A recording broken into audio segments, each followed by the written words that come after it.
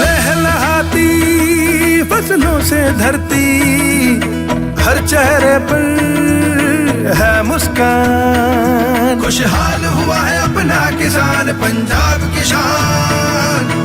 पंजाब सरकार किसानों की बेहतरी के लिए प्रतिबद्ध है। खाद, बीज और बिजली की आपूर्ति से लेकर फसलों का उचित मूल्य सुनिश्चित करने तक हर जरूरी कदम उठाए जा रहे हैं ताकि किसानों को अधिक लाभ मिले।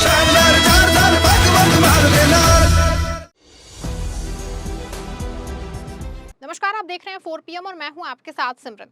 दोस्तों, कहते हैं जब जुल्म हद से बढ़ जाता है तो तबाही का रास्ता खुद ब खुद साफ होने लगता है। आज 29 मार्च 2026 की ये तारीख इतिहास के पन्नों में काले अक्षरों में लिखी जाएगी। एक तरफ डोनाल्ड ट्रंप और बेंजामिन नेतन्याहू की जोड़ी ने पूरी दुनिया को तीसरे विश्व युद्ध की आग में झोंक दिया है।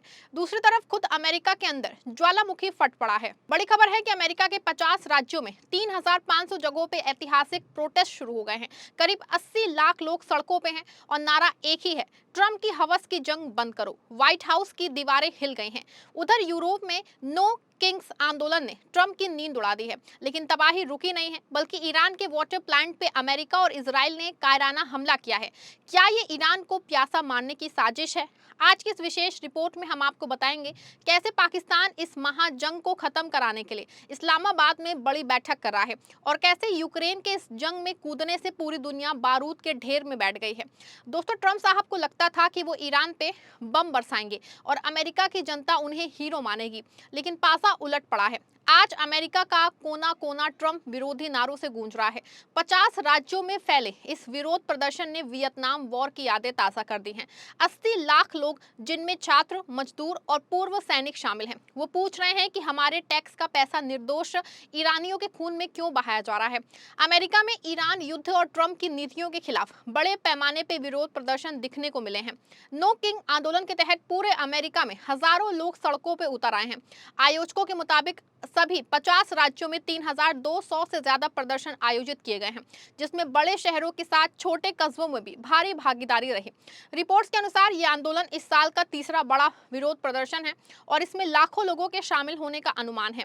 न्यूयॉर्क से लेकर छोटे शहरों तक फैले इस आंदोलन से साफ है कि युद्ध और इमिग्रेशन नीति को लेकर लोगों में असंतोष बढ़ता जा रहा है। दोस्तों, वहीं दूसरी ओर जो है, यूरोप में भी नो किंग प्रोटेस्ट ने ट्रंप को आधुनिक तानाशाह करार दिया है। लोग कह रहे हैं कि हमें लोकतंत्र चाहिए, किसी पागल राजा का हुक्म नहीं। ट्रंप साहब, आप दुनिया जीतने निकले थे, लेकिन अपने ही देश में हार गए हैं। आपकी सत्ता की चूल्हे हिल चुके हैं। हालांकि पूरी दुनिया में ट्रंप के खिलाफ इतने प्रोटेस्ट का फिलहाल कोई खास असर व्हाइट हाउस पे नहीं दिख रहा है। व्हाइट हाउस की प्रवक्ता एबिलेग जैक्सन ने इन प्रदर्शनों को वामपंथी फंडिंग नेटवर्क का नतीजा बताया। एपी की रिपोर्ट के अनुसार दोस्तों, उन्होंने कहा कि इसमें असली जन समर्थन बहुत कम है। जैक्सन के मुताबिक इन ट्रंप अरेंजमेंट थेरेपी सेशन में सिर्फ वो रिपोर्टर दिलचस्पी लेते हैं जो इनको कवर करने के लिए पैसे लेते हैं। राष्ट्रीय रिपब्लिकन कांग्रेस कमेटी ने भी इसकी कड़ी आलोचना की है। प्रवक्ता मॉरिन ओटूल ने कहा कि ये हेट अमेरिका रैलियां हैं जहां वामपंथ के सबसे हिंसक और विकृत माइक जो है पे आते हैं। हालांकि दोस्तों, व्हाइट हाउस ना सिर्फ इन प्रदर्शनों के खिलाफ में है, विरोध में है, बल्कि ईरान के साथ उसने बहुत ही कायराना हरकत की है। वैसे तो युद्ध के भी कुछ नियम होते हैं, लेकिन ट्रंप और नेतन्याहू के लिए नियम नाम की कोई चीज ही नहीं है। खबर आई है कि अमेरिका और इजरायली फाइटर जेट्स ने ईरान के एक अहम वाटर प्लांट को निशाना बनाया है। ट्रंप साहब, ये आपकी और आपकी सेना की नीच हरकत है। आप फौज से नहीं लड़ पा रहे हैं, तो अब आप आम लोगों का पानी बंद कर रहे हैं। राफेल ग्रासी ने पहले ही परमाणु खतरे की चेतावनी दी थी और अब ये वाटर वॉर, ये सीधे तौर पे वॉर क्राइम है। सवाल है कि ट्रंप और नेतन्याहू क्या गाजा को शमशान बना के आपका मन नहीं भरा है, जो अब ईरान के मासूम बच्चों को प्यासा मारना चाहते हैं? लेकिन याद रखिएगा, ये प्यास एक दिन आपके साम्राज्य को पी जाएगी। आपको यहाँ बता दें कि एक और जहां नेतन्याहू आग लगा रहे हैं, वहीं हमारा पड़ोसी मुल्क पाकिस्तान अब फायर ब्रिगेड की भूमिका में आ गया है। आज इस्लामाबाद में एक बहुत बड़ी बैठक हो रही है। पाकिस्तान, तुर्की और मिस्र ने ये 3 देश मिलकर एक ऐसा शांति प्रस्ताव तैयार कर रहे हैं जो नेतन्याहू की अकड़ ढीली कर देगा। पाकिस्तान के प्रधानमंत्री शहबाज शरीफ और विदेश मंत्री ने साफ किया है कि अगर ये जंग नहीं रुकी तो पूरा एशिया इसकी चपेट में आ जाएगा। पाकिस्तान इस वक्त ईरान और अमेरिका के बीच उस पुल का काम कर रहा है जिसकी जरूरत दुनिया को सबसे ज्यादा है। दोस्तों, आज सत्ता की आंखों में आंखें डाल के पत्रकारिता करना मुश्किल हो गया है। हमारे 4 PM नेशनल यूट्यूब और फेसबुक चैनल को, जिसे आपका प्यार और विश्वास हमेशा से मिलता रहा है, उसे बंद करके सरकार ने ये साबित कर दिया है कि वो आपके सवालों से कितना डरती है। मुश्किल दौर है, लेकिन हम ना रुके थे और ना ही रुकेंगे। हम सच के लिए हमेशा लड़ते रहेंगे। ऐसे में 4 PM यूपी को ज्यादा से ज्यादा ज्वाइन करें और स्वतंत्र पत्रकारिता को जिंदा रखने के लिए जितना हो सके उतना हमारा आर्थिक सहयोग करें। आपके सहयोग से ये जंग हम जीत के रहेंगे। अब सवाल है कि क्या ट्रंप पाकिस्तान की बात मानेगा या अपने अहंकार में सुलह को उछल कूद मचा रहे पाकिस्तान को भी किनारे लगा देगा। आपको बता दें कि पाकिस्तान जो भी कोशिशें सुलह समझौते को लेकर कर रहा है उसको अमली जामा पहनाए जाने की संभावना बहुत कम है, क्योंकि जंग का दायरा अब लगातार बढ़ता जा रहा है। जिस तरीके से अरब देशों के समर्थन में यूक्रेन उतर पड़ा है, उसको देखने में लगता है कि देर सबेर ही सही, लेकिन महाजंग में रूस की एंट्री होना तय है। इस महाजंग में एक और खतरनाक मोड़ आ गया है। अचानक यूक्रेन ने इस जंग में अमेरिका का साथ देने का ऐलान कर दिया है। जेलेंस्की को लगता है कि वो ट्रंप को खुश करके अपना मतलब निकाल लेंगे, लेकिन वो भूल रहे हैं कि अगर रूस इस मामले में एक्टिव हुआ तो यूक्रेन का नक्शा ही मिट जाएगा। पुतिन ने पहले ही कह दिया है कि अगर किसी ने ईरान की संप्रभुता से खिलवाड़ किया तो रूस हाथ पे हाथ धरे नहीं बैठेगा।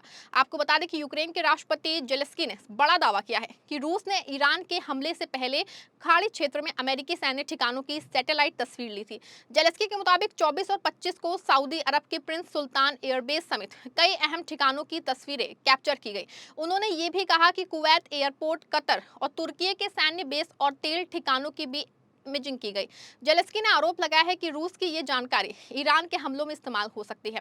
ऐसे में अगर मामला बढ़ा तो जंग में सीधे रूस, चीन ही नहीं बल्कि नाटो देशों की एंट्री भी हो सकती है, क्योंकि अमेरिका, नाटो देश और यूक्रेन पहले ही रूस के खिलाफ जंग लड़ रहे हैं। इन सबके बीच होर्मुज़ स्ट्रेट को ट्रम्प स्ट्रेट बनाने के लिए अमेरिकी जंग जहाज USS त्रिपोली 3500 कमांडोज को लेकर के मिडिल ईस्ट पहुंच चुका है। खबर है कि ये कमांडोज ईरान के खाक द्वीप पे उतरने की फिराक में हैं। ट्रंप साहब, खाक पे पैर रखना मतलब मौत के कुएं में कूदना है। ईरान के 10 लाख लड़ाके आपके इन 3500 सैनिकों का इंतजार नरक के दरवाजे पे कर रहे हैं।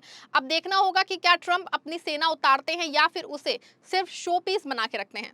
वैसे आपको बता दें, ट्रंप ने 10 दिन के सीज फायर का वादा किया था, लेकिन शायद ये दावा पूरी तरीके से हुआ नहीं है, क्योंकि कल जो ईरान के न्यूक्लियर प्लांटों पे हमले हुए हैं और वाटर प्लांटों पे हमले भी अमेरिका का हाथ बताया जा रहा है। इससे हकीकत कुछ और ही दिखती है। दोस्तों, ऐसे में एक तरफ ट्रंप दुनिया के सामने झूठी दिलासा दे रहे हैं, वो बातचीत को तैयार हैं और जंग रोक दी है, तो दूसरी ओर इजराइल और अपनी सेना के जरिए हमले भी करवा रहे हैं। ट्रंप की कलई पूरी तरीके से खुल गई है। अमेरिका में एक साथ सड़कों पे 80 लाख लोगों का उतरना इस बात का बड़ा सबूत है कि अमेरिका में ट्रंप की लोकप्रियता का ग्राफ तेजी से गिर रहा है और इनकी सत्ता भी वो हिल सकती है। अब तक 2 बार जंग रोके जाने को लेकर अमेरिकी सांसद यानी कि कांग्रेस में प्रपोजल जा चुका है। ट्रंप सिर्फ कुछ वोटों के अंतर से ही ये प्रस्ताव गिरा पाए हैं। जिस तरह से पूरे देश में प्रदर्शन हो रहे हैं, अगर कुछ सांसद भी पलटे तो पूरा खेल पलट सकता है। ऐसे में ट्रंप कहीं ना कहीं बुरी तरीके से फंसे हुए हैं। साफ है दोस्तों कि 29 मार्च 2026 की ये सुबह एक तरफ खौफनाक है, दूसरी तरफ उम्मीद भी जागी है। खौफ ट्रंप और नेतन्याहू के पागलपन का और उम्मीद उन 80 लाख लोगों की जो शांति के लिए सड़कों पे हैं। जंग कभी किसी समस्या का हल नहीं रही है, ये सिर्फ तबाही लाती है। आपको क्या लगता है कि अमेरिका का ये प्रोटेस्ट ट्रंप को जंग रोकने में मजबूर कर देगा? क्या पाकिस्तान, मिस्र और तुर्की की ये तिगड़ी दुनिया को तीसरे विश्व युद्ध से बचा पाएगी? अपनी राय कमेंट बॉक्स में जरूर दीजिएगा। इस वीडियो को लाइक और शेयर भी जरूर करिएगा। धन्यवाद।